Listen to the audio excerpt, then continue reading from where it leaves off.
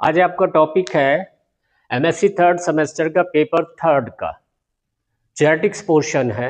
उस genetic portion पे है मेंडल लॉ।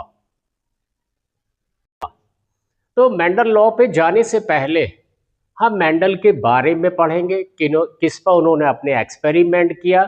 देन फर्दर फिर हम मेंडल लॉ पे मूव करेंगे।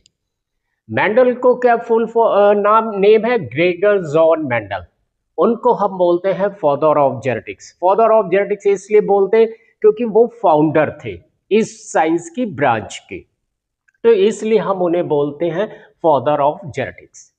अब मेंडल का जो एक्सपेरिमेंटल प्लांट था या मटेरियल था वो था इडबिल पी प्लांट, जिसका बॉटिकल नेम है पाइसम सैटाइवम, और उस पर लगभग उन्होंने 7 साल तक रिसर्च करी थी। 1856 से लेकर 1863 तक उन्होंने कॉन्टिन्यूअस इसके ऊपर रिसर्च करी और उसी के बिहाफ पे उन्होंने जेनेटिक्स में मेंडल लॉ को डिस्कवर किया था।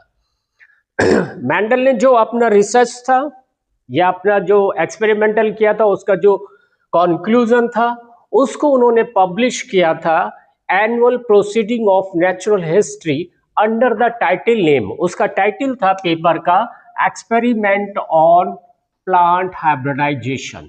एक्सपेरिमेंट ऑन, वो एक्सपेरिमेंट था किस पे था? प्लांट हाइब्रिडाइजेशन पे था। यहाँ पर ये करीब 1866 पे पेपर पब्लिश हुआ था। लेकिन इस पेपर के पब्लिश होने के बाद मेंडल के वर्क को वर्ल्ड ने रिकॉग्नाइज नहीं किया, उसको माना नहीं, बायोलॉजिस्ट ने उसको स्वीकार नहीं किया। फिर रिकॉग्नाइज ना होने के कारण सबसे बड़ा था कि उस समय जो मीडिया था वो इतना नहीं एक एक्टिव था, या कह सकते कि इतना नहीं प्रसार था आज की तरह कि इंटरनेट भी है, व्हाट्सएप भी है, फेसबुक भी है, इंस्टाग्राम भी है, यहाँ पे ट्विटर भी है, तो जिससे कि उनका वर्क वो पब्लिश क्या कहते हैं एक पूरे वर्ल्ड में फैल सके। तो इसलिए मेंडल के वर्क को रिडिस्कवर नहीं किया गया। अब मेंडल जो थे उनकी जो कहते हैं कि डेथ हो गई थी, वो जो डेथ हो गई थी वो डेथ हुई थी 1884 पे हो गई थी due to the kidney failure. Kidney के फेलियर के कारण उनकी डेथ हो गई। उनका ये जो पेपर था वो ऐसे ही पड़ा रहा। लेकिन ये जेनेटिक्स का या मेंडल के वर्क को रीडिस्कवर किया गया 3 साइंटिस्ट के द्वारा। 3 साइंटिस्ट कौन से थे? 1900 पे डिस्कवर किया तो ह्यूगो डी ब्रीज जो हॉलैंड के साइंटिस्ट थे और जिन्होंने अपना एक्सपेरिमेंट किया था, किस पे किया था बेटा? ऑन इवनिंग प्रीम रोज पे यहाँ पर किया था एक्सपेरिमेंट, जिसके बिहाफ पे उन्होंने दिया था म्यूटेशन, जिसे हिंदी में बोलते हम भैया उत्परिवर्तन बोलते हैं। दूसरे साइंटिस्ट थे कॉल कोरेनस थे, ये जर्मनी के थे, इन्होंने जी मेज पे वर्क किया था। नेक्स्ट वन थे टैशमार्क थे, ऑस्ट्रिया के थे, इन्होंने एक्सपेरिमेंट किया था ऑन द डिफरेंट प्लांट। अब यहां पर एक वर्ड आता है, कहते हैं कि अभी आप में जिज्ञासा होगी why Mendel choose the P plant not the other, और किसी दूसरे को क्यों नहीं चुना भाई? उन्होंने मटर के पौधे को ही क्यों लिया? और भी तो ले सकते थे, गुआवा ले सकते थे यहाँ पर कंडीशंस को, ये सब। तो रीजन उनका ये था, पहला जो कंडीशन थी कि एक कंसिस्ट ऑफ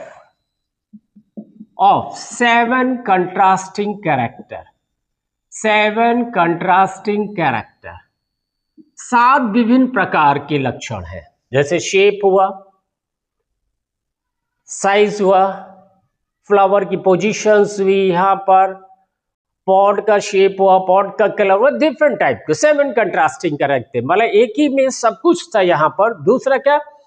ये बाइसेक्सुअल था, bisexual, male and female plant जो रिप्रोडक्टिव ऑर्गन है वो प्रेजेंट है से एक ही फ्लावर में, सिंगल फ्लावर पे कह सकते हैं यहाँ पर।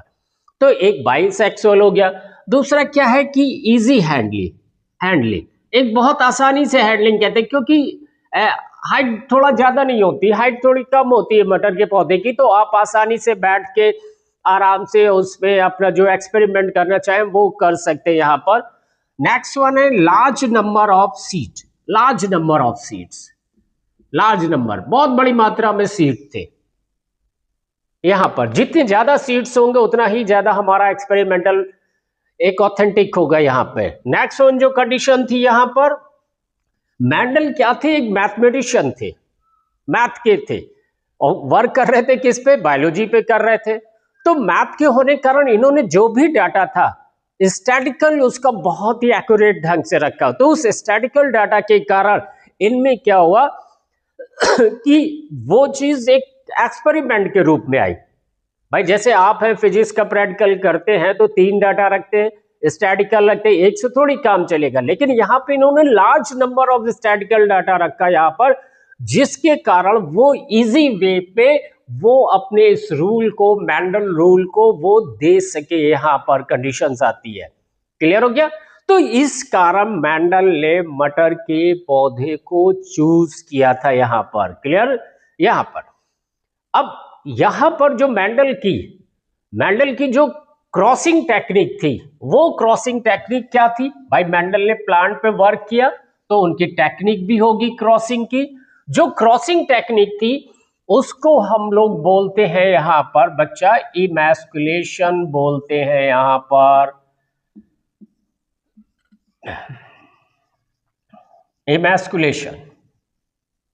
इमैस्कुलेशन मीन्स होता है removal of anther, removal of anther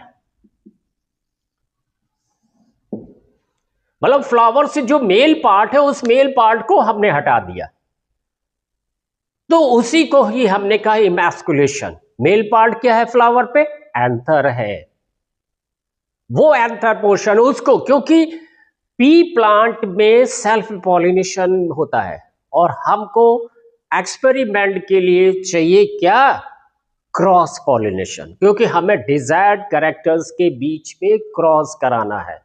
self pollination हो जाएगा तो हमको पता ही नहीं चलेगा किसका कैरेक्टर आया है, तो हम उसको एनालाइज भी नहीं कर पाएंगे यहां पर। तो इसलिए उन्होंने क्या किया, removal of anther, removal of anther